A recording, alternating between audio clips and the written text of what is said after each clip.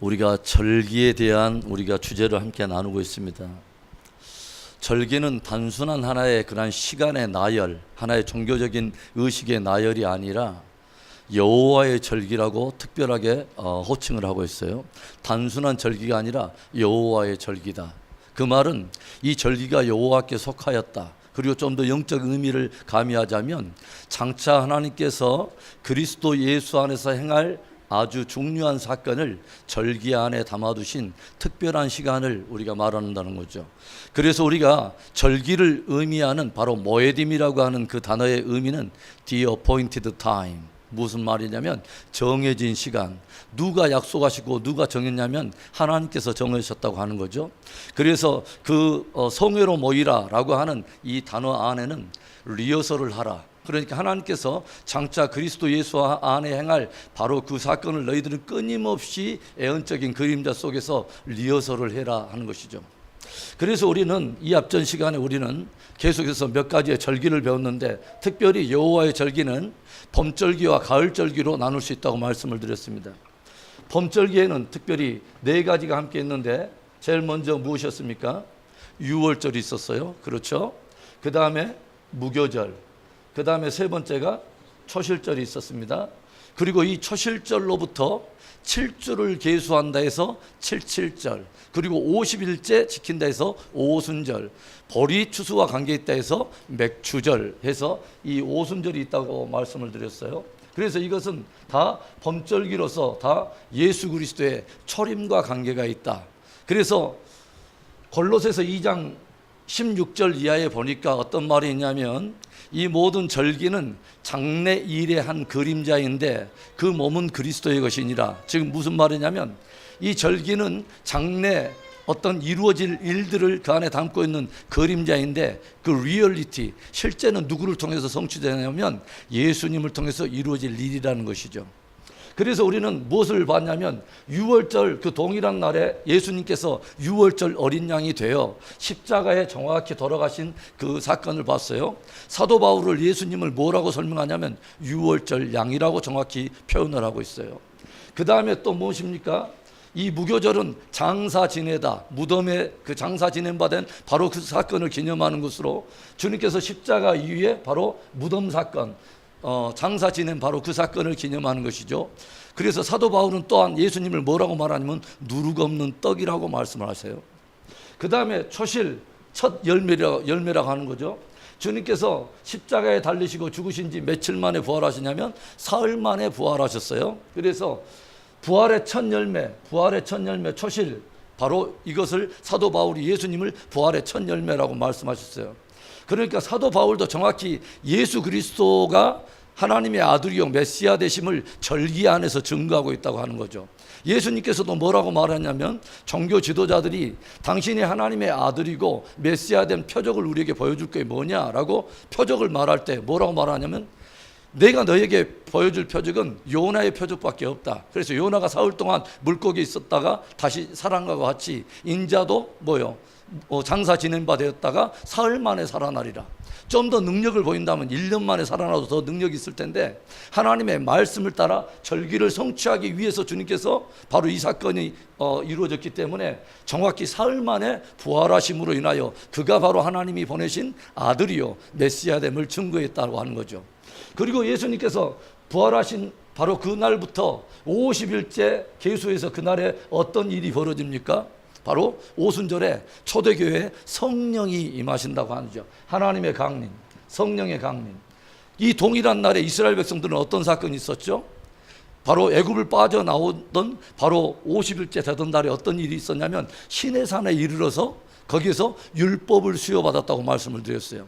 그래서 시내산에 하나님의 강림이 임하고 그날 하나님의 말씀, 진리를 받았다고 하는 거죠. 구속받은 하나님의 백성들이 광야로 나올 때 하나님께서 저들을 방목하지 아니하시고 구속받은 하나님의 백성들이 약속의 땅에 들어갈 때까지 지켜야 될 삶의 규례, 구속받은 자녀에 합당한 삶의 규례를 말씀에 담아가지고 시내산에서 정확히 말씀을 주셨다고 하는 거죠. 이건 매우 중요하다고 말을 했어요. 축복의 가나안 땅에 들어갈 때까지 구속받은 백성들이 아주 중요한 것에 헌신해야 된다는 것을 우리에게 도전한다는 거죠. 반드시 시내산을 통과해야 된다고 하는 거죠. 무엇이죠?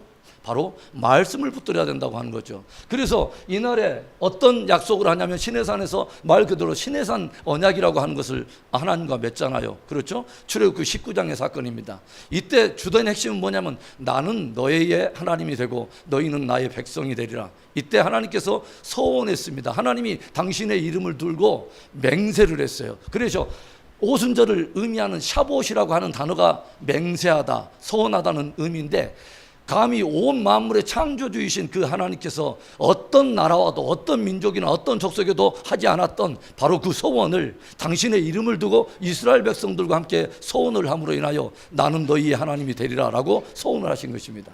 그러자 이스라엘 백성들도 주는 우리의 하나님이요 우리는 당신의 백성입니다 라고 하나님에 대한 백성됨을 소원하고, 무엇에 대해서 그 증표로 소원을 했냐면 말씀에 대해서 헌신하겠다고 하는 것을 저들이 소원했다고 하는 거죠.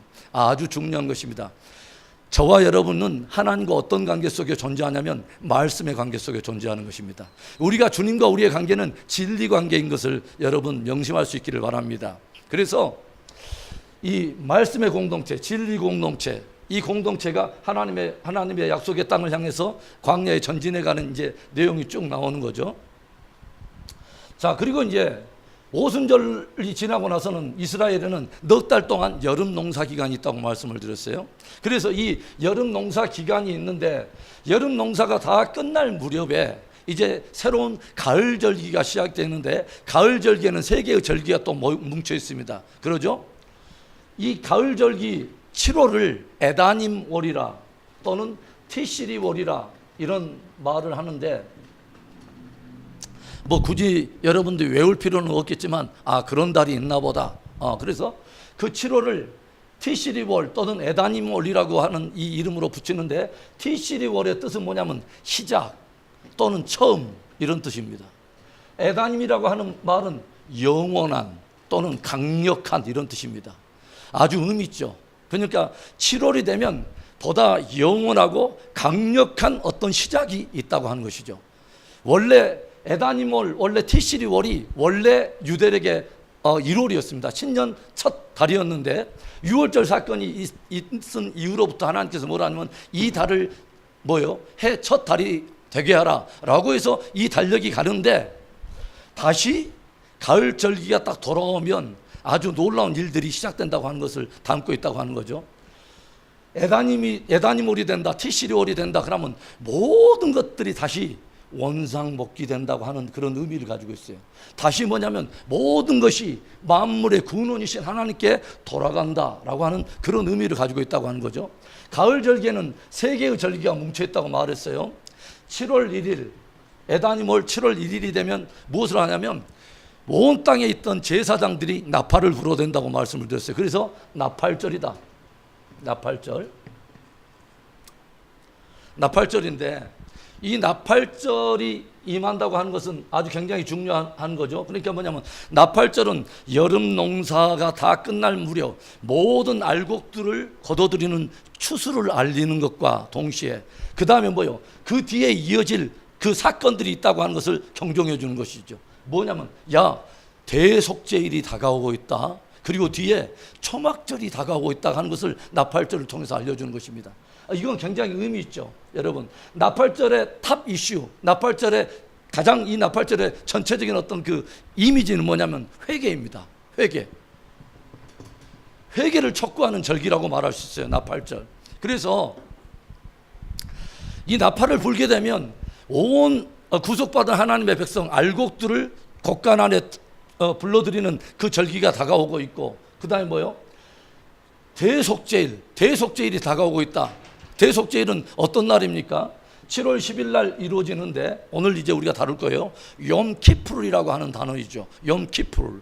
그래서 이 날은 왜 이스라엘 백성들에게 가장 중요한 날이냐면 1년 동안 하나님과 관계 속에서 저질렀던 모든 개인적인 죄를 뿐만이 아니라 온 이스라엘의 총체적인 국가적, 종교적, 정치적 모든 총체적인 죄를 가지고 유일하게 1년에 딱 한 번 대제사장이 하나님의 영광의 임재가 있는 지성소에 유일하게 들어가는 날. 이날은 너무너무 중요하죠, 이스라엘 백성들에게. 그렇죠? 그날 대제사장이 지성소에 들어갔다가 바로 나옴으로 인하여 백성들 앞에 나타났을 때 온 백성들 앞에서는 큰 축제가 벌어지죠. 왜? 하나님께서 우리의 죄를 속죄했다고 하는 것에 확증을 얻는 날이기 때문에 그렇죠. 너무 중요하죠. 이 날의 컨셉은 뭐냐면은 구속의 완성입니다. 구속의 완성. 그러니까 뭐냐면 6월절부터 시작된 모든 이스라엘 백성들의 어떤 그 삶이 어디에서 완성되냐면 대속죄일에 완성이 되는 것입니다. 이 속죄, 구속이 완성된 거죠. 이걸 조금 이따 또 이야기할 거예요. 그래서 이 날의 컨셉은 redemption, 구속의 완성 이것인데, 이 날을 가장 키 포인트는 어디냐면 대제사장이 지성소에 들어갔다가 나와서 백성들과 얼굴과 얼굴을 대면하는 바로 그 순간입니다. 그래서 이 대속죄일의 컨셉 중에 하나가 뭐냐면 얼굴과 얼굴을 대면하여 라는 뜻입니다. 얼굴과 얼굴을 대면할 때 어떤 일이 벌어지냐면 모든 계시가 풀어지고 참된 자유함이 선포되고 놀라운 축제가 시작되는 것입니다. 할렐루야. 이건 너무도 중요한 사건이에요. 그 다음에 7월 15일부터 이제 어떤 일이 벌어지냐면 이제 속죄를 확신받은, 완전히 구속을 확증받은 하나님의 백성들이 이제부터는 뭐요? 영원한 회복의 축제로 들어가는 것이죠. 그래서 7월 15일 초막절 또는 장막절, 수장절 이런 이름을 가지고 있는데, 바로 이날의 그 전체 컨셉은 뭐냐면 회복의 축제입니다. 회복의 축제. 자, 그러면 이제 우리가 몇 가지 우리가 한번 봅시다. 우리가 조용히 보면 봄절기는 예수님의 초림과 관계가 있다면, 이제 그러면 가을절기는 예수님의 재림과 관계가 있다고 우리가 말을 할 수 있을 거예요. 그러면 우리가 이제 한 가지씩 좀 짚어가 봅시다. 예수님께서 십자가에 달리실 때에 아버지여 내 영혼을 받으시옵소서라고 마지막 간구를 하고 돌아가실 때에 성막에는, 성전은 기이한 현상 하나가 일어났습니다. 뭐냐면 성소와 지성소를 가로막고 있는 황소 4마리가 사방돼서 이 내 귀퉁이에서 찢어도 결코 찢어지지 않는 아주 두텁고도 강력한 이 성소의 휘장이 아래서부터 사람이 찢어낸 것이 아니라 위로부터 아래로 찢어져 버린 것입니다. 어마어마한 사건이 일어난 거죠. 감히 어떤 인생도 함부로 들어갈 수 없어서 유일하게 1년에 딱 한 번 제사장만이 들어갈 수 있는 그 두려움의 장소, 하나님의 영광의 임재가 있는 장소를 향한 길이 열려버렸다고 하는 거죠. 인생이 연 것이 아니라 하나님께서 여셨다고 하는 거죠. 놀라운 하나의 복음이 성취되는 이 사건. 그런데 여러분 조용히 생각해 보세요. 이 지성소에 대제사장이 들어가는 일은 언제 성취가 되어야 되는 거죠? 원래는 대속죄일에 있어야 될 사건이죠. 그렇죠? 대속죄일에 있어야 될 사건이 언제 일어나냐면 6월절에 일어난 것입니다. 이것은 굉장히 우리에게 중요한 어떤 한 이미지를 가지고 있어요. 뭐냐면 6월절 십자가의 사건을 통해서 예수님께서 이루신 구속은 뭐냐면 구속의 시작을 알리고 있다는 것이죠. 그것의 완성은 언제 이루어진다고요? 들어갔던 그 주님이 다시 나오는 바로 그날. 그렇게 뭐냐면 6월절이 바로 철임 아니에요. 철임에 이루어진 바로 그 은혜, 우리를 향한 구원의 사건은 언제 완성이 되냐면 뭐예요? 재림, 대속죄일 때 이루어진다고 하는 것입니다. 할렐루야. 할렐루야. 네. 그리 않아도 지금 출타한 사람들 많은데 여러분 우리끼리도 은혜 확실히 받아야 해요. 할렐루야. 네. 그래서 성경은 우리에게 뭘 말하면 신학자들이 이런 표현을 쓰죠. 우리들은 이미와 아직 사이에서 존재하고 있다. 그것은 무슨 말하면 저와 여러분들의 구속은 이미 예수 그리스도의 십자가를 통해서 이미 이루어졌습니다. 할렐루야. 그래서 already 이미 이루어졌어요. 시작됐어요. 그런데 아직 이루어지지 않았어요. Not yet. 이미 시작되었지만 아직 이루어지지 않았어요. 그런데 이것의 perfection, 완전한 구속은 이때 이루어지기 때문에 우리는 초림과 재림 사이에 not yet 시간에 우리는 존재하고 있어요. 이건 굉장히 중요한 거죠. 왜냐하면 이스라엘 백성들은요, 이 나팔을 불기 시작할 때부터 온 이스라엘 백성들 안에는 뭐가 일어나면 회개가 가장 키 이슈예요. 실제로는요, 대속죄일이 이루어지기 전에 40일 전부터 하이 홀리데이스라 해가지고 계속해서 이 회개가 시작되다가 나팔절이 이제 나팔이 불려지면 회개가 절정에 이르기 시작합니다. 점점 강도 있는 회개가 시작되는 거죠. 대속죄일 때 대제사장이 들어갔다가 나오는 그 순간에는 온 이스라엘 백성들의 정말 회개 중에 최고의 절정이 있는 거죠. 완전히 최고의 어떤 절정이 있는 것이죠. 그러니까 우리는 무엇을 보냐면 6월절의 초림의 사건은 그것을 무엇을 반영하고 있냐면 재림의 한 표상을 보고 있고, 결국은 뭐냐면 6월절은 예수님의 초림은 무엇 안에 사실은 속해 있냐면 예수님의 재림 안에 사실은 속해 있는 것입니다. 이건 굉장히 중요한 일이에요. 대제사장이 휘장 가운데 들어갔다가 그 다음에 주님의 영광 안에서 어떤 속죄를 확증하고 나서 다시 이스라엘 백성들에게 나오는 그 하루 동안에 이 대제사장이 이루었던 그 한 사건으로 사실은 절기를 축약할 수도 있는 것입니다. 무슨 말인지 알겠어요? 주님께서 십자가를 통해서 초림을 통해서 휘장이 찢어지고 그날 들어갔다가 그날 또 다시 나올 때는 이 올 이스라엘 백성들에게 회복의 축제가 있었던 그 사건이 사실은 이 절기를 압축하고 있는 하루의 사건이라고 우리는 말할 수도 있는 것이죠. 할렐루야. 이건 굉장히 중요한 사건이죠. 자, 그래서 대제사장이 들어갔다가 다시 나오는 그날에는 뭐예요? 구속이 완성되는 날이죠. 여러분, 예수님의 초림을 통해서는 예수님 당신 안에서 이루어질 모든 사건이 다 끝났습니다. 뭐예요? 십자가 사건과 장사 지냈다가 사흘 만에 부활하신 것입니다. 그리고 승천하셨어요. 만약에 주님께서 승천하시고 끝 하고 끝났다면 복음은 오리무중 속으로 들어갑니다. 안개 속으로 들어가고 저와 여러분들은 갑자기 이제 그 복음의 능력이란 어느 정도의 그냥 능력으로 끝나냐면, 주님께서 우리의 죄를 위해서 돌아가셨어. 그렇구나. 주님이 부활하셨어. 승천하셨어. 주님은 우리의 죄를 위해서 돌아가셨어. 그럼 저와 여러분은 복음의 능력이라는 것은 어느 정도냐면 저와 여러분의 시체가 조금 거룩해서 죽었다 뿐입니다. 그래서 죄 없이 그냥 죽고 끝. 그런데 그것조차도 확인할 길이 없어. 그런데 로마서 4장 25절에 그런 말 쓰죠. 예수 그리스도는 우리의 범죄함을 위하여 내어준 바 되고 우리를 의롭다 하기 위하여 다시 살아나셨느니라. 아주 중요한 거죠. 그게 뭐냐면 우리가 정말 의롭게 되었다고 하는 것의 최고 확정은 뭐냐면 우리들이 부활하는 것입니다. 할렐루야. 이날이 최고의 하이라이트인 거죠. 그러니까 뭐냐면 대제사장도 뭐요? 지성소에 들어갔다가 다시 나올 때는 이 대제사장도 모든 어떤 그 하나님을 믿는 자들에게 속죄를 선포할 권세를 가지고 나타난 것이죠. 그러죠. 그리고 그날 대제사장의 눈에 비친 그 이스라엘 백성들은 이전의 존재들이 아니에요. 주의 피로 말미암아 구속을 인침을 받은 자들이에요. 무슨 말인지 알겠어요? 할렐루야. 그러니까 대제사장이 지성소에서 나올 때도 성도들도 모두 다 뭐예요? 창세 이후로 그리스도 예수 안에 있는 자들이 다시 부활함으로 인하여 얼굴과 얼굴을 대면하는 그날이 우리의 구속이 확증받는 날인 것입니다. 할렐루야. 그러니까 사도 바울이 최고의 자기가 사모했던 사도 바울의 신앙의 아주 중심에는 부활신앙입니다. 철저하게 부활신앙입니다. 내가 그리스도 예수께 붙잡힌 바 된 바로 그것, 부활을 잡으려고 내가 쫓아가느라. 이 부활이 사도 바울의 모든 어떤 환난과 고난과 이 땅에 있어서 복음 때문에 당했던 모든 어떤 것들을 다 이겨낼 수 있는 가장 유일한 어떤 중심축이었습니다. 부활. 그래서 사도 바울이 말하잖아요. 내가 정말 원하는 것, 그것은 내 몸이 속량받는 것이다. 내 몸이 썩지 아니할 몸으로 내가 다시 살아서 그리스도의 부활에 내가 참여하는 것, 바로 그것이 내가 잡으려고 하는 바로 내 마지막 신앙의 골이라고 말하지 않습니까? 여러분, 우리에게 아직 부활은 오지 않았습니다.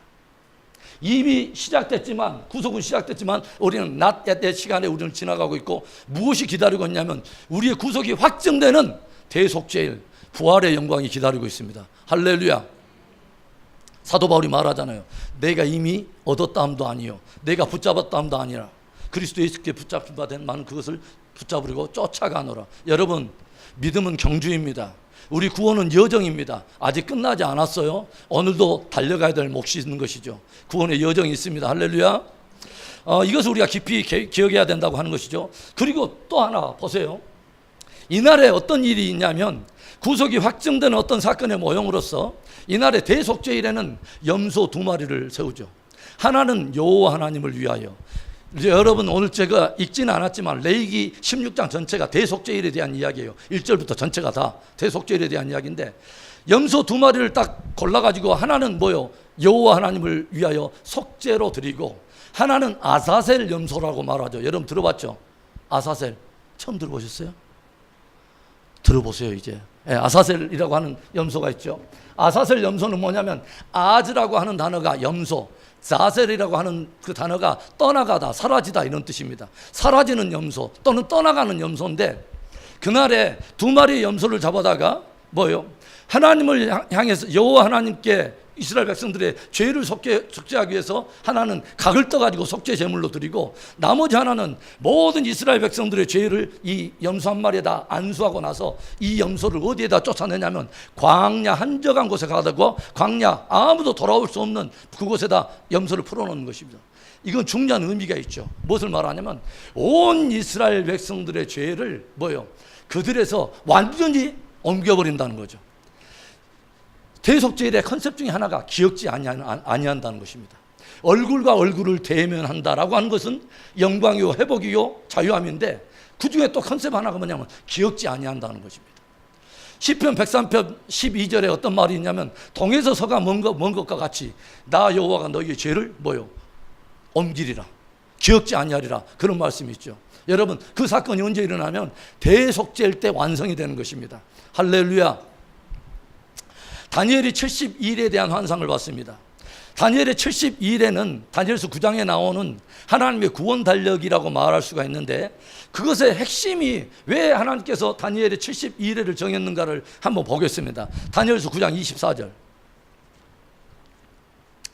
다니엘서 9장 24절. 말씀 안에서 깊어지시기를 바랍니다. 네. 다니엘서 9장 24절부터 어떤 말이 있냐면, 내 백성과, 그러니까 다니엘에게 말한 거예요. 너의 백성이라는 것은 누구를 말하죠? 이스라엘을. 거룩한 성은 어디 좀 말하죠? 예루살렘.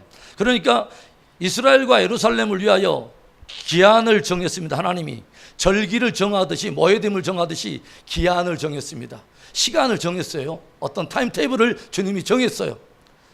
그런데 그때가 70일회가 끝나면 어떤 일이 벌어진다고 하는 것이냐면 허물이 그치며, 뒤에 읽어보세요. 허물이 그치며 또 뭐요? 죄가 끝나며, 또 죄악이 용서되며, 영원한 의가 드러나며, 환상과 애언이 응하며, 또 지극히 거룩한 이가 기름 부음을 받으리라. 아멘.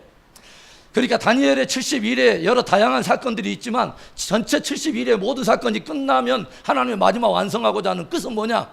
죄악이 용서되고 영원한 의가 드러나고 하나님의 기름 부음 받은 자가 온다는 것이죠. 그것은 1차적으로는 초림을 통해서 시작됐지만 완성은 제가 말했죠, 재림을 통해서 완성되는 것입니다. 할렐루야. 바로 그 이야기를 지금 우리에게 들려주고 있는 것이죠. 그러니까 영원한 속죄가 이루어진다. 하나님께서 대제사장이 바로 그 나오는 바로 그날에 대속죄일에 온 이스라엘 백성들의 죄를 더 이상 기억지 아니하고 아사셀 염소를 보내서 동에서 서가 먼 것 같이 다시 하나님께서 기억하지 아니할 바로 그 장소로 주님께서 죄를 완전히 우리에게서 떠나가게 만든다는 거죠. 죄로 말미암아 빌미를 가졌던 모든 사단적 모든 것이 더 이상 추격할 수 없는 바로 완전한 하나님의 도피처, 완전한 하나님의 안식으로 우리를 축복하신다는 것입니다. 할렐루야. 그날이 언제 온다고요? 대속죄일에. 대속죄일은 그래서 어떤 날이죠?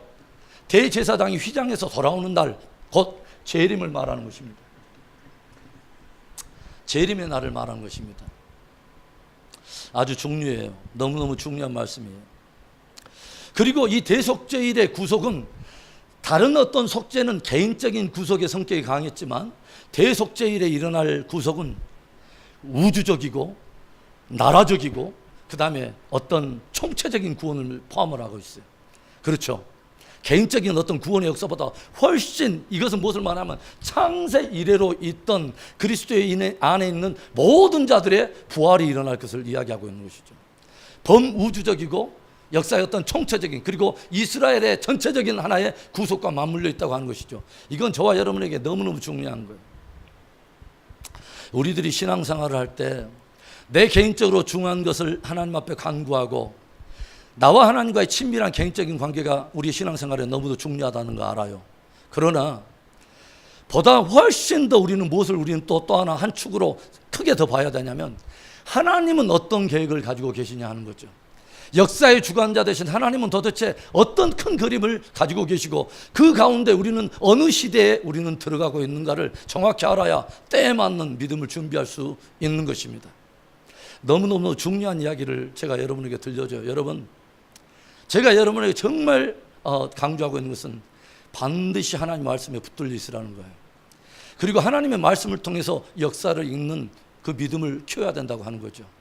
너무너무 중요한 거예요. 하나님이 하시는 일에 여러분 관심을 두셔야 됩니다. 할렐루야. 제가 예전에 하나님의 경륜을 우리가 강의할 때 제가 첫 시간 첫 이야기를 어떤 말씀을 드렸냐면 우리 시대에 일어나고 있는 오늘 아침에 우리 심지한 목사님이 포스트 모더니즘의 시대에 대한 어떤 이야기를 했어요. 현대 시대는 한마디로 포스트 모더니즘의 시대인데 포스트 모더니즘의 핵심은 뭐냐면 절대가 깨진다는 거죠. 사람들이 절대를 인정하지 않는다는 거예요. 절대는 없다. 그러면 뭐만 남냐면 다 상대적인 것입니다. 그러니까 상대적이라는 말은 뭐냐면 각 사람이 다 기준이에요. 내가 곧 하나님이요. 사단이 들렸던 말은 네가 하나님이야. 네가 하나님 될 수 있어. 네가 기준이야. 네가 그냥 법이라고 하면 그게 법인 거야. 네가 진리야 라고 말한 것이 상대주의의 허점인 것이죠. 그런데 성경은 그렇지 않다는 거죠. 하나님은 끊임없이 절대를 이야기하고 있다는 것이죠. 여러분, 무엇이 절대예요? 하나님이 절대입니다. 그리고요, 그분의 진리가 절대입니다. 이것에서 우리가 벌써 곁길 가기 시작하고 타협하기 시작하면 우리는 엉뚱한 것을 타협된 비진리를 진리라고 생각하면서 그 진리를 따라갑니다. 그건 굉장히 마지막 시대에 위험한 것입니다. 자, 그래서 이 어떤 그 대속죄일에 일어날 어떤 구속의 성격, 구속의 완성을 이야기한다. 총체적인 구속이 이루어질 바로 그날, 바로 주님의 재림과 더불어 일어날 성도들의 부활의 영광, 너무너무 우리에게 중요한 날이죠. 가을 절기를 안다는 것은 너무 중요한 날이죠. 너무도 중요한 날이죠. 그래서 이런 의미의 성격이 있다고 하는 것이죠. 자, 그러면 얼굴과 얼굴을 대면한다는 이야기가 도대체 무엇을 우리에게 의미하는가를 우리 한번 봐봅시다. 어떤 사람에 대해서요, 우리가 귀로만 듣고 어떤 사람을 보는 거랑 아는 거랑 사람을 직접 알고 얼굴과 얼굴을 대면하는 것은 굉장히 차원이 다르죠. 그러죠? 얼굴과 얼굴을 대면한다는 것은 제일 먼저는 뭐냐면요, 계시의 완전한 드러남을 이야기하는 거죠. 진리가 완전히 드러나 버린 것을 말하는 거죠. 내가 어떤 사람에 대해서 완전히 알게 되는 것. 고린도전서 13장에 사랑을 이야기하면서 뭐라고 하냐면 우리가 그때는 다 부분적으로 알고 부분적으로 예언하나 그때는 우리가 주와 얼굴과 얼굴을 보면서 우리가 이야기할 날이 있다는 거죠. 할렐루야. 얼굴과 얼굴을 대면한다는 것은 너무 중요한 것이죠. 이건 주님의 재림과 항상 관계가 있는데 어떤 계시와 진리가 다 드러나고 완전히 성취되는 것을 말하고 있고 또 얼굴과 얼굴을 대면한다고 하는 것은 아까 말했던 속죄가 완성된다고 하는 거죠. 구속이 완성된다고 하는 이런 개념들이 성경적으로 우리가 바라볼 필요가 있어요. 보면은 모세가 시내산에 도착했을 때 어디로 올라가냐면 시내산을 이제 올라가죠. 그러죠? 시내산에 도착했으니까 시내산 가지 에베레스트 가겠어요? 그러니까 시내산 도착해서 산으로 올라가는데 40일 동안 주야를 머물면서 뭘 받냐면 하나님의 말씀을 받아갖고 옵니다. 그러죠? 하나님의 임재 앞에 40일 동안 있다가 하나님 앞에 가요. 주님의 임재 앞에서 아까 전에 대속죄일이 오기 전에 이스라엘 백성들은 하이 홀리데이스가 있다고 했는데 며칠이나 있죠? 40일간 40일을 있다가 하나님 앞에 나가서 하나님의 말씀을 가지고 첫 번째 이스라엘 백성들에게 나타났을 때는 그것은 뭐예요? 이스라엘 백성들에게는 전혀 복음이 아니었습니다. 왜냐하면 저들은 이미 우상숭배에 빠져 있어요. 이때 모세가 하나님의 임재 앞에 들어갔다가 얼굴과 얼굴을 대면했지만 이때 나오는 어떤 그 모세의 운명은 뭐였냐면 자기의 이름을 생명책에서 지워주시옵소서. 생명이 끊어진 바 된 바로 그 예수님의 초림의 한 모형을 가지고 있다고 하는 거죠. 그런데 두 번째로 올라갔습니다. 다시 두 번째로 올라갈 때도 역시 40일 동안을 또 다 먹는 것을 다 금하고 마시는 걸 금하고 하나님께로부터 말씀을 받았고 나타날 때는 이때는 이스라엘 백성들이 진짜 40일 동안 다 속죄하고 거기서 회개를 하고 있을 때예요. 그리고 나타난 모세가 가져오는 언약의 핵심은 뭐냐면 긍휼의 언약이고 속죄의 선포를 하고 있는 것을 우리가 알게 돼요. 중요한 의미가 있죠. 모세가 첫 번째 나오는 어떤 거하고 두 번째 나온 것은 전혀 다른 차원의 운명을 가져왔다고 하는 거죠. 의미가 다르다고 하는 거죠. 자, 그런 말들. 그리고 조용히 보면 대제사장이 또 하나님의 임재 앞에 가서 하나님과 얼굴과 얼굴을 대면하고 다시 나타나 이스라엘 백성들과 얼굴과 얼굴을 대면하는 바로 그날에 하나님의 영광에 충만한 그것도 봤지만 뭐요? 하나님께서 선포한 구속의 충만함을 선포했다고 하는 거죠. 구속이 완성되는 것. 그리고 또 우리가 봅시다. 예수님께서는 십자가에 돌아가시고 휘장이 찢어졌는데 이 땅에 있는 그러면 지성소로 들어가셨을까요? 이 땅에 있는 지성소 들어가셨습니까? 아닙니다. 그것에 대해서 히브리서가 이렇게 표현하고 있죠. 자, 히브리서 갑시다. 히브리서 9장에 봅시다. 히브리서 9장의 말씀.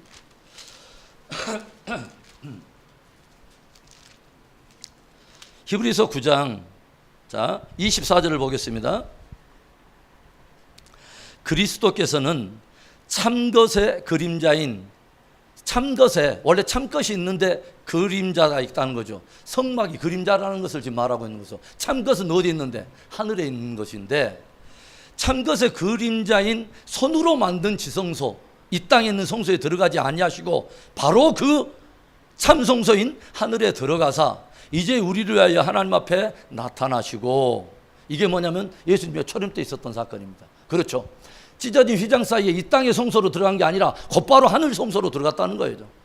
그리고 나서 28절 이와 같이 그리스도도 많은 사람의 죄를 담당하시려고 단번에 들이신 바 되고 구원에 이르게 하기 위하여 죄와 상관없이 자기를 바라는 자들에게 두 번째 나타나시리라.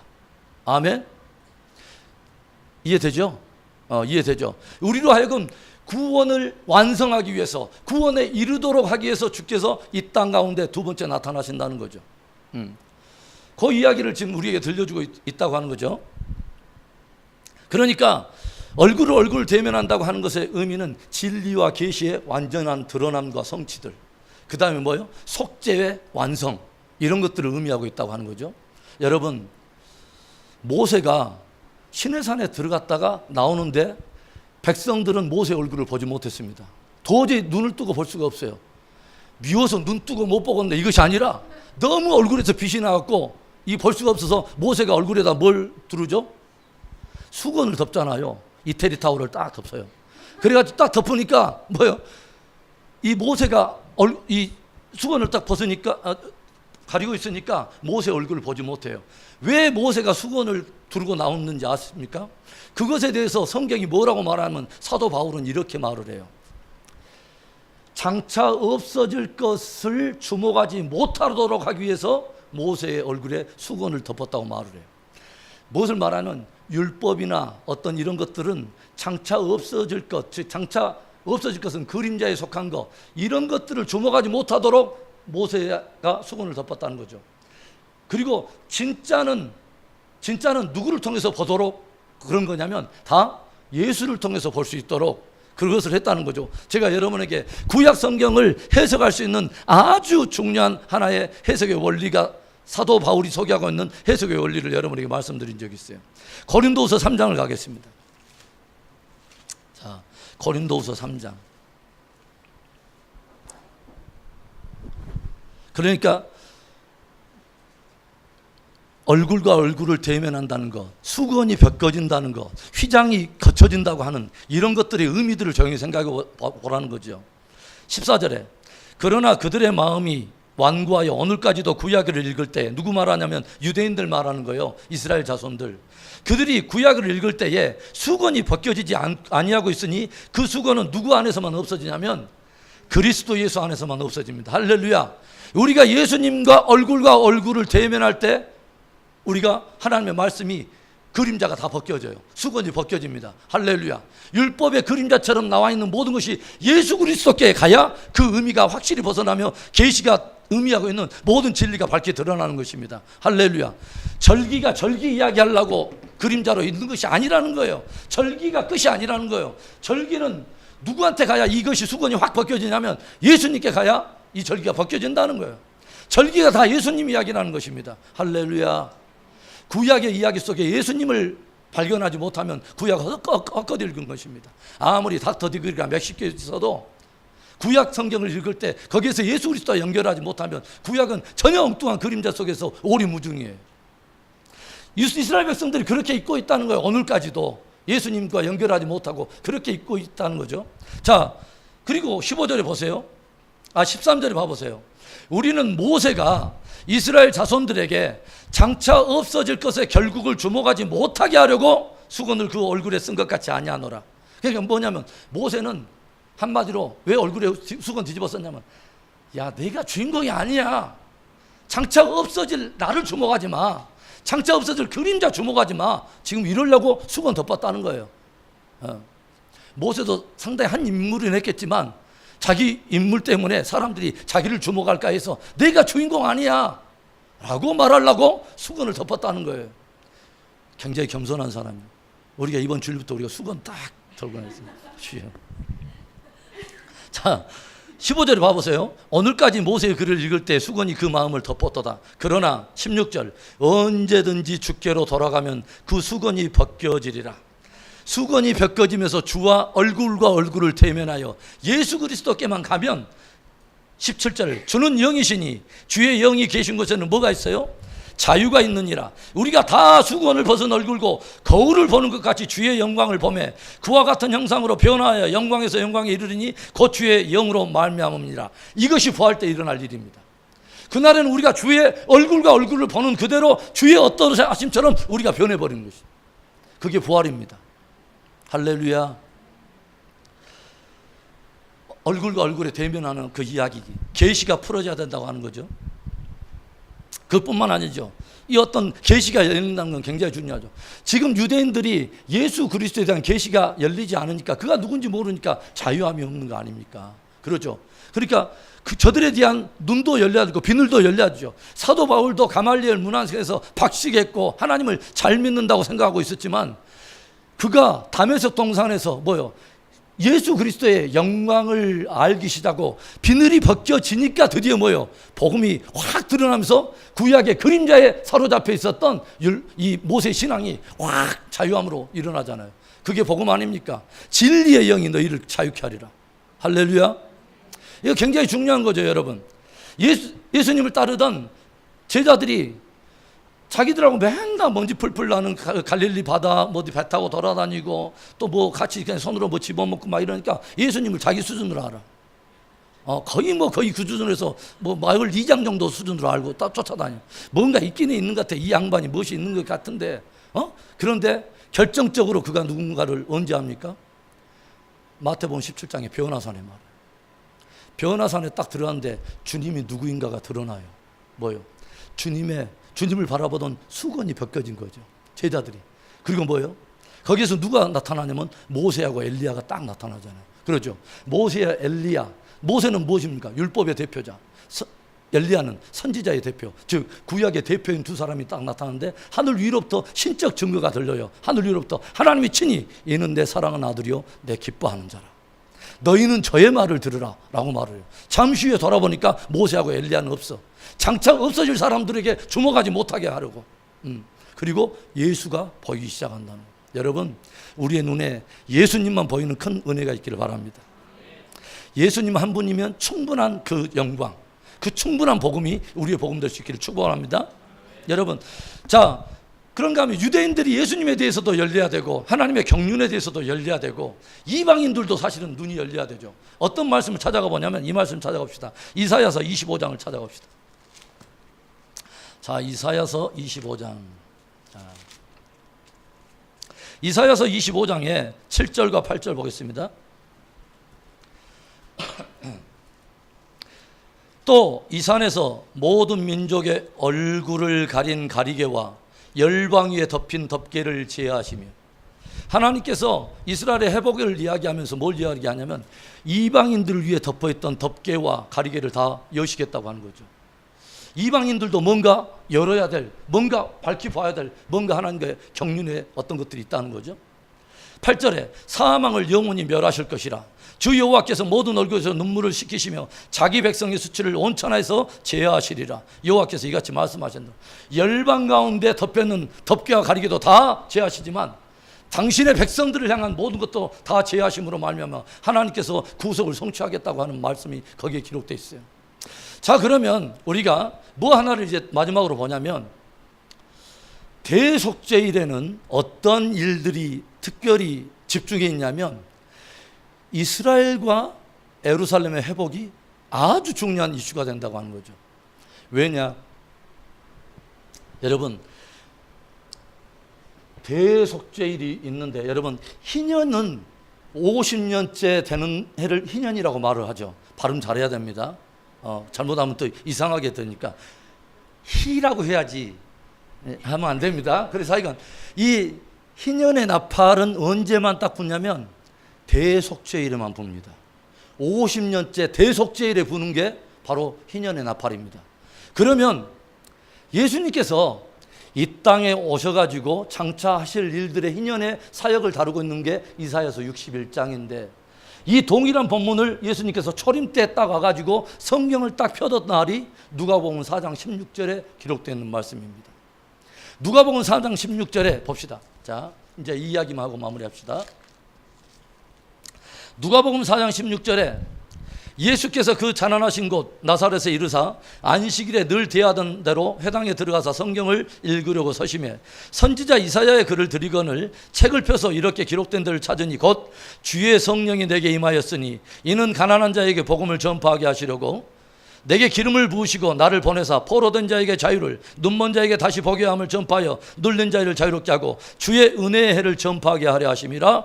그리고 책을 덮어 맡은 사람에게 주고 21절에 이 글이 오늘 너희에게 응하였느니라 라고 말씀하십니다. 대속죄일의 컨셉 중에 하나는 뭐냐면요, 책을 덮다라고 하는 개념이 있고 말씀에 응하였다라고 하는 개념이 있습니다. 무엇을 말하냐면 대속죄일이 모든 창세로부터 하나님께서 가지고 있던 구속의 모든 언약의 모든 것들의 예언이 성취에 완성이 되는 날이라는 것입니다. 아주 중요한 거예요. 그런데 여러분, 대속죄일에 희년의 나팔이 딱 불어지는데 희년은 어떤 날이죠? 모든 만물이 원래 주인에게 돌아오는 날이죠. 회복의 완성을 이야기하는 것이 희년을 말하는데 희년은 누가 가져오냐면 메시아가 가져와서 이룰 일입니다. 그런데 초림 때 와서 주님께서 초림에 와서 메시아의 사역, 희년 사역은 무엇에 포커스가 맞춰져 있냐면 바로 18절에 읽었던 가난한 자의 복음을 전하고 기름을 부으시고 포로된 자에게 자유를 눈먼 자에게 다시 보게 함을 말 그대로 은혜의 해를 선포하게 함이라. 주의 초림의 사역은 은혜 사역입니다. 그런데 주님의 재림의 사역, 재림의 희년 사역은요 뭐냐면요 구속의 완성과 더불어서 무엇을 다루고 있냐면 신원의 날이라고 이야기하고 있습니다. 신원은 무슨 뜻이냐면 좋은 뜻은 아니에요. 뭐냐면 갚아준다는 것입니다. 보복한다는 것입니다. 즉 심판적 개념을 가지고 있어요. 그러나 심판은 항상 무엇과 맞물리냐면 구속과 함께 항상 맞물려 있습니다. 뭐냐면 악을 심판하고 하나님의 백성을 구속하고 애굽을 심판하고 이스라엘 백성들을 빼내고 큰 바벨론을 심판하고 새 예루살렘을 건져내고 할렐루야. 항상 이것은 함께 맞물려 있는 주님의 스토리 중에 하나인데, 그런데 초림 때는 주님께서는 구속의 주로서 은혜 사역을 이 땅 가운데 하시지만 재림 때는 주 사역이 뭘로 맞춰지냐면 신원의 날입니다. 뭔가 갚아주겠다고 하는 거죠. 그런데 1차적인 이 신원에 해당하는 이 대상이 누구냐면 이스라엘입니다. 내가 이스라엘을 너희를 위하여 내가 신원해 주겠다고 하는 것입니다. 너무 중요한 사역입니다. 여러분, 무엇을 말하냐면요, 하나님의 구속의 역사, 회복의 역사에 마지막 정점을 찍는 것은 어떨 때만 가능하냐면 이스라엘이 회복돼야만 가능합니다. 할렐루야. 안 받아들여도 어쩔 수 없어요. 이것은 떡 줄 사람은 생각도 하는데 김치국을 더 마신다. 이렇게 이방 사람들이 구속의 마스터 플랜을 짜가지고 우리가 영적 이스라엘입니다, 이제는 하나님이 이스라엘 베렸습니다 하고 벨벨 소리 해도 하나님이 아니라면 아닌 거예요. 하나님은 이스라엘 온 백성들이 돌아와야 된다는 거예요. 원 감람나무가지가 돌아와야 된다는 거예요. 할렐루야. 이 이야기를 그대로 담고 있는 게 요셉의 이야기입니다. 여러분, 얼마나 놀라운 구속의 그림자가 있는지 몰라요. 여러분, 요셉의 이야기를 우리가 예수 그리스도의 이야기로 풀지 않으면 그거 마찬가지죠. 요셉의 이야기 그냥 한 사람의 개인 어떤 위인전 이야기야. 아, 요셉 꿈은 이루어진다. 멋있어. 꿈의 사람 요셉. 그 정도 이야기하려고 하나님께서 요셉을 등장했겠습니까? 여러분, 잘 보세요. 요셉의 이야기를 잘 봐야 됩니다. 어마어마한 이야기가 담겨 있어요. 요셉이 어느 날 꿈을 꿨습니다. 이건 요셉의 꿈입니다. 요셉이 어느 날 딱 꿈을 꾼데 첫 번째 꿈이 뭐죠? 11볕단이 자기 볕단 앞에 있는데 자기 볕단에게 절을 하더라고 하는 거죠. 그런데 이 이야기는 뭐냐면 형제들이 자기에게 절한다고 하는 거예요. 그렇죠? 그걸로 풀었잖아요. 이 꿈이 뭔 이야기 하는지 형제들도 다 알고 있었기 때문에 요셉을 시기한 거 아닙니까? 그러죠? 두 번째 딱 꿈을 꿨습니다. 뭐죠? 해와 달과 11별이 자기에게 또 절을 해요. 그러니까 그 아버지가 말을 하잖아요. 야, 내가 니한테 절한다는 말이야? 뭐 이런 말로 하잖아요. 그러니까 무엇을 말하냐면 요셉을 통해서 이루려고 하는 하나님의 경륜이 있었다고 하는 거죠. 요셉을 통해서 이루려고 하는 이 하나님의 비전이 꿈을 통해서 드러난 것입니다. 하나님께서 장차 이루실 일입니다. 하나님이 장차 이루실 일을 꿈에 담아서 요셉에게 보여준 거예요. 아주 중요한 이야기예요. 그런데 어느 날 또 다른 한 사람이 꿈을 꿉니다. 그건 애굽의 바로 왕이, 바로 그놈이 또 꿈을 꿉니다. 그런데 그 꿈은 내용은 전혀 다른 거였습니다. 뭐였죠? 갑자기 요는 뭡니까? 어떤 그 비실비실한 어떤 이삭들이 나타나고 풍성한 이삭이 먼저 나타나는데 7 이삭이 있는데 나중에 빼짝 마른 이삭이 나타나서 갑자기 풍성한 이삭을 다 잡아먹었다는 아름다운 이야기. 두 번째는 뭐예요? 어떤 풍성한 그 살찐 그 송아지들이 나일강 바로 옆에서 불 뜯어먹고 있는데 또 너무 바짝 이렇게 만든 또 그 마른 그 암소리 나타나서 그 살찐 송아지를 다 잡아먹었다는 아름다운 이야기. 그러니까 요셉이 이 꿈을 풀죠. 그렇죠? 이 꿈을 풀면서 뭔 이야기 하냐면 7년 풍년과 7년 흉년을 이야기합니다. 그러죠? 이것은 요셉이 뭐라고 하냐면 장차 하나님께서 이 땅 가운데 이루실 일을 왕에게 보이셨나이다. 하나님이 이루실 일을 세상 왕에게 꿈을 통해서 보여주고, 그 전에는 요셉은 보다 차원이 다른 꿈을 또 하나의 자기가 꾸었습니다. 그렇죠? 그런데 여러분 보세요. 이 꿈을 꿨어요. 그러면 하나님께서 요셉을 통해서 이루려고 하는 어떤 큰 하나의 계획이 있는데 형제들은 무엇을 시기하냐면 이 비전이 싫은 거야. 요셉, 네가 하나님이 보낸 그 사람이란 말이야? 온 땅을 어떤 크게 회복하기를 원하는 어마어마한 일을 니를 통해서 이룬다는 이야기야 지금? 요셉을 여러분 예수 그리스도와 메시아와 연결돼서 여러분 생각해 보세요. 하나님의 큰 경륜의 핵심은 뭐예요? 에베소서 1장 8절 9절에 뭐죠?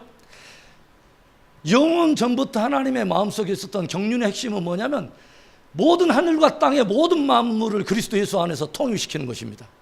할렐루야. 그리스도의 나라를 이루는 것입니다. 아들을 통해서 메시아 구원사역을 이루고 나서 그리스도의 나라를 이루는 것이 하나님의 그 어떤 경륜의 핵심인 거죠. 그런데 아들을 통해서 이룰 바로 이 꿈, 요셉, 네가 우리끼리 지금 여기에서 중동 땅에서 히브리 민족으로 이렇게 지금 이렇게 들어왔고 아브라함 후손으로 이렇게 지금 살고 우리가 지금 이렇게 있는데 꼭 유대인들이 예수님을 꼭 그렇게 바라보듯이 네가 무슨 해와 달들이 너한테, 그러니까 유대인들이 뭘 하냐면 요셉을 뭐합니까? 시기해요. 받아들이지 않아요. 그러죠. 형제들이 받아들이지 않아요. 그러니까 이 형제들이 어떻게 해버리냐면 팔아버려요. 형제들이 요셉의 꿈을 감당하지 못해요. 요셉 안에 담겨있는 하나님의 어떤 경륜을 이해하지 못해요. 요셉의 어떤 이런 것들을 이해하지 못하니까 이것을 팔아버리니까 누가 딱 이것이 넘어가냐면 요셉이 어디로 넘어가냐면 이방으로 넘어가요. 유대인들이 하나님의 복음, 예수 그리스도에 대한 복음을 배제하니까 예수 그리스도의 영광의 복음이 누구한테 가냐면 이방에게로 넘어가서 이방에게는 그야말로 칙년 풀년이 일어나요. 애굽에 어마어마한 이방인의 풍년의 시대, 은혜 시대 말이죠. 은혜 시대, 이방인들의 구원 농사 시대, 어마어마한 것입니다. 요셉의 충만함을 누리던 것이 누구냐면 이방 사람들이 먼저 충만함을 누리더라고 하는 거죠. 어마어마하죠. 그러죠?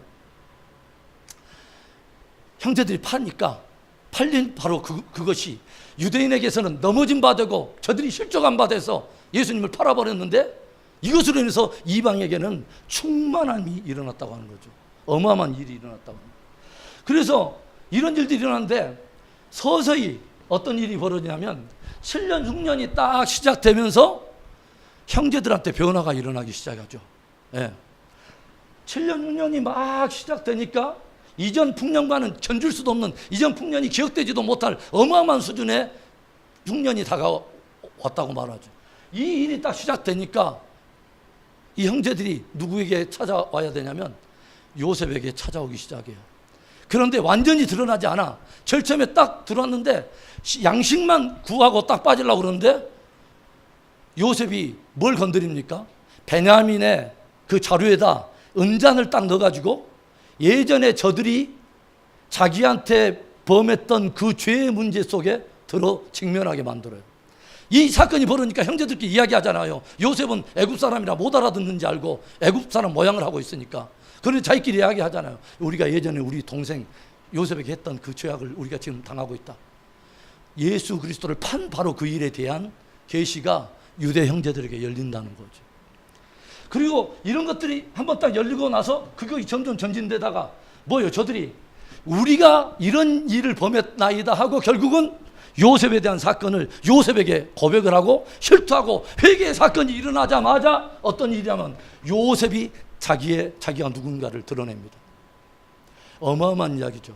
7년 환란이 들어가면서 누가 돌아오냐면 요셉의 형제들이 돌아옵니다. 요셉의 형제들이 돌아옴으로 인해서 요셉 안에서 이방인들과 유대인들이 함께 은혜를 누리는 큰 회복이 완성된다고 하는 거죠. 할렐루야. 그러니까 이 사람들이 딱 돌아오잖아요. 그렇게 이스라엘 가운데 마지막 절기에 들어가면서 어떤 일들이 뭐냐면 이스라엘이 드디어 뭐냐면 예수님이 누군가에 대해서 관심을 갖기 시작했다고 하는 거죠. 지금 이스라엘은 약 2만 명의 메시아닉 주들이 주님께 돌아왔어요. 앞으로 점점 더 돌아올 거예요. 환란이 다가만 갈수록 하나님께서 유대인들의 눈을 여사 원래 저들이 찔렀던 바 바로 그를 보게 할 것이요, 찌른 자를 보게 할 것이요, 이스라엘 가운데 어마어마한 회개 역사가 일어날 것을 성경이 들려준다고 하는 거죠. 여기를 보면 스가랴서를 봅시다. 자, 스가랴서 봅시다. 스가랴서에 어디를 보냐면 자, 어마어마한 어떤 환란과 전쟁과 마지막 시대의 어떤 징조들이 풀리면서 12장 1절부터 9절까지는 어떤 아마겟돈 전쟁과 마지막 어떤 이스라엘을 둘러싼 전쟁의 이야기들을 사실은 묘사하고 있는데 10절에 봐봅시다. 내가 다윗의 집과 예루살렘 주민에게 은총과 강구하는 심령을 부어주리니 그들이 그 찌른 바 그를 바라보고, 그들이 찔렀던 사람이 누굴까요? 예수님에 대한 이야기를 지금 하고 있는 것입니다. 찌른 바 그를 바라보고 그들의 비늘이 벗겨지고 저들의 수건이 벗겨지면서 예수님이 누군가를 알아버렸다는 거죠.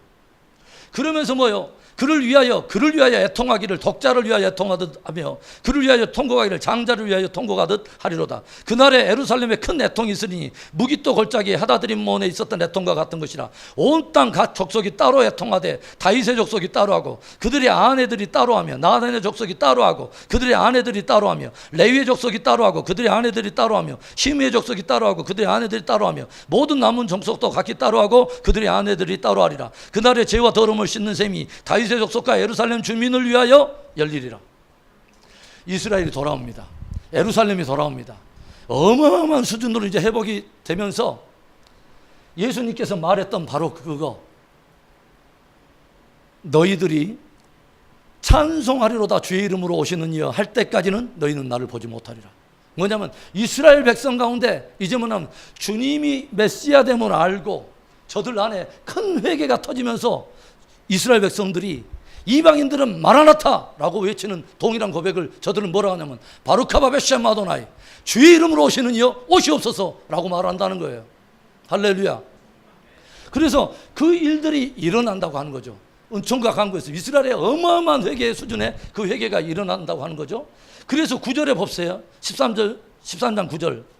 내가 그 3분의 1을 불 가운데 던져 은같이 연단하며 금같이 시험할 것이라. 그들이 내 이름을 부르리니 내가 들을 것이며 나는 말하기를 이는 내 백성이라 할 것이요 그들은 말하기를 여호와는 내 하나님이라 하시리라. 아멘. 저들이 예수 그리스도는 나의 하나님이요 우리는 당신의 백성이요 라고 말한다는 것입니다. 할렐루야. 이 어마어마한 수준의 회복이 일어난다고 하는 것이죠. 여러분 어디를 또 보냐면 요엘서를 보겠습니다. 자, 다니엘서 다음에 호세아, 그 다음에 요엘이 있는데 요엘서 요엘서에 우리 한번 보겠습니다. 요엘서에서도 쭉 보면 어떤 이야기가 나오냐면 어떤 그 회개에 대한 그 이야기들이 쭉 나오면서 주님께서 아까쯤에 메시아의 재림 사역은 뭐요? 이스라엘을 위한 신원의 사역을 포함하고 있다고 제가 말을 했어요. 갚아주시는 거죠. 2장 시온에서 나팔을 불며 나의 거룩한 산에서 경고의 소리를 질러 이 땅 주민들로 다 떨게 할지니 이는 여호와의 날이 이르게 됨이니라. 이제 임바가 했다. 여호와의 날에 대한 이야기를 하는데 쭉 이야기하면서 15절 너희는 시온에서 나팔을 불어 거룩한 금식일을 정하고 성회를 소집하라. 백성을 모아 그 모임을 거룩하게 하고 장로들과 어린아이 젖먹이 신랑 신부 다 불러 모으라는 거죠.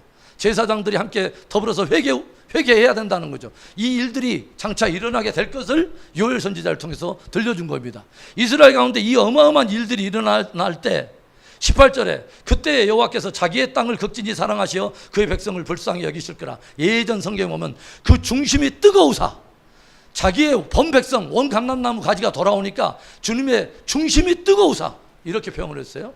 어마어마한 하나님의 축제가 벌어지면서 하나님이 무엇을 부어주냐면 그 위에 성령을 부으신다는 거죠. 이스라엘 백성들 가운데 어마어마한 일들이 일어나면서 그 다음에 3장 보세요. 보라 그날 곧 내가 유다와 예루살렘 가운데 사로잡힌 자를 돌아오게 할 때 내가 만국을 모아 데리고 여호사밧 골짜기에 내려가서 내 백성 내 기업인 이스라엘을 위하여 거기에서 그들을 신문하리니 이는 그들이 이스라엘을 나라들 가운데 흩어버리고 나의 땅을 나누었으며 제비 뽑아 내 백성을 끌어다가 소년을 기생과 바꾸며 소녀를 술과 바꾸어 마셨습니다. 하나님께서 이스라엘을 통해서 정하신 모든 경륜을 대적하는 일에 있어서 주님 심판하겠다는 거죠. 사람의 인정으로 우리가 뭔 말을 못하겠어요. 그 팔레스타인이 왜 그렇게 땅 싸움하나. 그냥 분쟁 없이 그냥 땅 나눠져 버리지. 오늘날 유엔에서 그것을 가지고 투표를 하면은 막 150대 몇으로 쫙 나눠지잖아요, 여러분. 반유대주의의 거대한 흐름들이 단순한 일이 아닙니다. 성경이 마지막 시대를 예언하면서 마지막 시대에 반유대주의적인 흐름이 거세게 일어날 것을 끊임없이 말하죠. 어찌하여 열방이 분노하며 열왕의 간원들이 허사를 경영하는고 여호와의 구와 기름 부음 받은 자를 대적하여 우리가 그 기름 부음 받은 멍에에서 우리가 벗어나자 하는도다. 하늘에 계신 자가 웃으시며 비웃으시로다. 주님께서 뭐라고 하냐? 하나님께서 내가 내 영을 전하노라. 내가 내 아들을 나의 왕을 시온에 세웠노라. 그리고 뭐라 하면 열방의 간원들아 지혜를 얻으라. 너희들은 길에서 내 아들에게 입맞추라. 진노가 급하심이라. 여러분 마지막 아주 중요해요. 이스라엘에 대한 이야기, 유대인들의 돌아가는 이야기, 성경이 마지막 시대에 무엇을 이야기하고 있는가를 잘 봐야 돼요, 여러분. 자, 그래서 이스라엘이 눈이 뜨이면서 요셉에게 막 돌아오잖아요. 그러니까 요셉이 뭐라 하는지 아세요? 당신들이 나를 팔았으므로 슬퍼하거나 두려워하지 마소서. 하나님께서 나를 통하여 천하 만민과 당신들의 생명을 보존하게 하시려고 나를 먼저 이 땅에 보내셨나이다. 예수님께서 나를 팔았다고 유대 형제들을 이스라엘 책망하지 않는다는 거죠. 저들이 전심으로 하나님께 돌아올 때 주님의 마음이 뜨거우사 뭐냐면 너희들이 나를 팔았다고 슬퍼하지 말라는 거예요. 주님께서 당신의 원래 본백성 온 감람나무 가지가 돌아올 때 이방 백성 안에도 그 풍성한 하나님의 긍휼이 임하거늘 이스라엘을 향해서도 얼마나 충만한 영광을 부어주실 거냐 하는 거죠. 그러면서 말하잖아요. 내가 당신들과 당신들의 자녀를 기르리이다. 한 요셉 안에서 애굽과 이방인과 형제들이 함께 큰 축제 회복으로 들어간 이야기가 마지막 장막절의 마지막 이야기예요. 오늘 저와 여러분에게 대속죄일에 우리가 복음을 함께 나눴습니다. 여러분, 저는 여러분들이 신앙생활 하면서 말씀에 늘 초보에만 머물지 않기를 바랍니다. 늘 나를 위한 복음, 나만을 위한 어떤 이야기. 그래서 제가 예전에 하나님의 경륜을 이야기할 때 그런 이야기 했어요. 중세시대에 많은 사람들은 뭐요? 모든 행성은 지구를 중심으로 돈다라고 말했을 때 코페르니쿠스는 다른 말을 했습니다. 아니다. 모든 행성은 지구를 포함해서 모든 행성은 태양을 중심으로 돈다. 오늘날 신앙 공동체에 일어나야 될 혁명이 영적 코페르니쿠스 혁명입니다. 저와 여러분을 중심으로 하나님이 도시는 게 아니에요. 우리가 하나님을 중심으로 돌아야 되는 거예요. 이게 신본주의 신앙이고 이게 포스트 모더니즘에서 다시 절대적인 하나님께로 전심으로 돌아가는 바로 그 신앙이에요. 자, 우리 기도하겠습니다.